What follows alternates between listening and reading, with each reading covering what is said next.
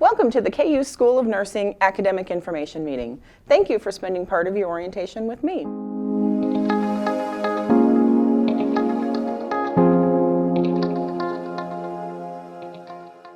As I mentioned previously, I'm Robin Merritt, and I'm a Senior Academic Advisor in the Undergraduate Advising Center. I've worked with pre-nursing students for many years, so I'm happy to talk with you about the nursing program at the University of Kansas. Because I'll be sharing lots of information with you, I encourage you to take notes. Then you can take your notes to your advising appointment where you'll have plenty of time to ask questions. This is a high-level overview of the nursing programs, so we won't get into a lot of detail, but as I mentioned previously, you'll have lots of time to talk about the specifics of the program during your advising appointment. To give you a bit of background on the School of Nursing, the first students were admitted to the diploma program in 1906. The School of Nursing was officially established in 1929 within the School of Medicine and started offering the Bachelor of Science in Nursing. Married women were allowed to attend starting in 1941, and the School of Nursing was established in 1974, completely independent of the School of Medicine. The School of Nursing is located on the Medical Center campus in Kansas City and on the Medical Center campus in Salina, and it's comprised of 18 undergraduate and graduate degree programs. However, we will only be focusing on the traditional Bachelor of Science in Nursing today. So let's take a look at the academic requirements for the traditional Bachelor of Science in Nursing. It's a 2+2 program, and what that means is half of your coursework will consist of pre-admission requirements taken on the Lawrence campus, and half will consist of major requirements on the Medical Center campus after you've been admitted to the nursing program. Pre-admission requirements fulfill all general education requirements, so you're only taking major requirements at the Medical Center. You'll automatically fulfill the KU core with pre-admission and major requirements. So let's take a look at a sample first semester schedule. When I think about nursing schedules, I always think about science first because you have a lot of science ahead of you. So it's a good idea to start on at your first semester so it doesn't all bunch up at the end.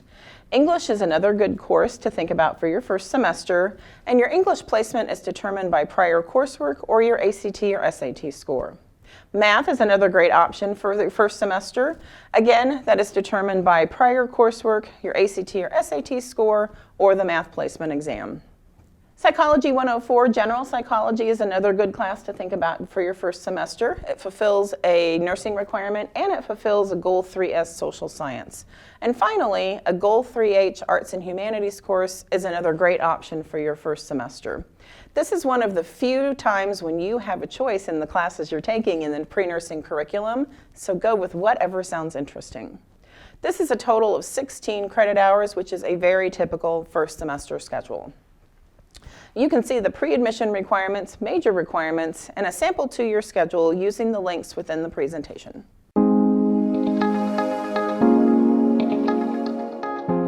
Nursing doesn't offer Bachelor of Arts or Bachelor of General Studies degrees. All programs are Bachelor of Science degrees, and that makes sense since you're entering into a healthcare field with lots of science. The application deadline is October 1st every year. Typically, you'll apply during the fall of your sophomore year.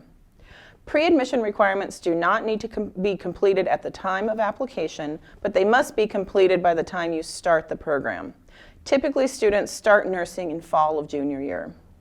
The minimum overall GPA to apply is a 2.5. However, the average admitted overall GPA is a 3.7. As mentioned, you will meet with an advisor one-on-one during orientation. Then you'll be assigned to a specific advisor in the Undergraduate Advising Center. In most cases, you'll be assigned to your orientation advisor. You can meet with them as often as you like by scheduling an appointment through Jayhawk GPS, or you can ask questions by email. Meet with an advisor anytime you have questions or concerns. That's what we're here for. The nursing education includes a combination of classes and clinicals starting with your first semester in the nursing program. Clinicals are like internships where you're practicing what you learn in a real-world setting. During the first 8 weeks of your first semester in the program, you'll complete a skills boot camp where you'll learn many essential skills like giving injections, starting IVs, and drawing blood. Then you'll start your first clinical rotation during the second 8 weeks of the first semester. As you're preparing to apply to nursing, Career Services will be an invaluable resource as they offer resume consultations and mock interviews. KU Nursing doesn't require interviews, but many other nursing programs do. Nursing offers several visit days throughout the year. Visit days allow you to tour the medical center campus and ask questions. You can find out more about visit days on the nursing website.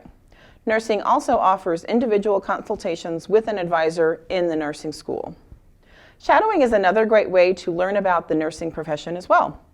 Many hospitals offer shadowing programs, and the KU Mentoring Program through the Alumni Association is a good way to connect with professionals in your field. Healthcare experience is really important when applying to nursing. Hospitals, clinics, hospice houses, home health, and assisted living facilities are all good options. I've included a link to some websites that will help you find healthcare experience in Lawrence. Pre-health student organizations are another way to meet like-minded students on campus and a good way to make friends. Clubs like the Pre-Nursing Club, Jayhawk Health Initiative, Pre-Health Educators, KU Women in Medicine, and Delta Epsilon Mu are all great options. But there are many, many others. You can find all student organizations by going to Rock Chalk Central, and I've included that link in this presentation. Study abroad, community service in any area, and leadership, while not required, can absolutely help your application and help you grow as a person too. Your best contact for questions after orientation is Cindy Major. She's the undergraduate programs consultant and advisor in the School of Nursing, and I've included her contact information in this presentation. Also, you'll want to follow the Undergraduate Advising Center on social media. And don't forget, continue your way through the online course. Send all college transcripts and test scores as soon as possible, because if we have all of your information on orientation day, it's a much better experience for everyone concerned. Take the math placement and language placement exam anytime online. It's not required, but it's helpful if you think you can score higher or if you had a lot of foreign language in high school. You'll want to explore fall courses at classes.ku.edu and familiarize yourself with Enroll and Pay at sa.ku.edu. All of these and many other links have been included in this presentation.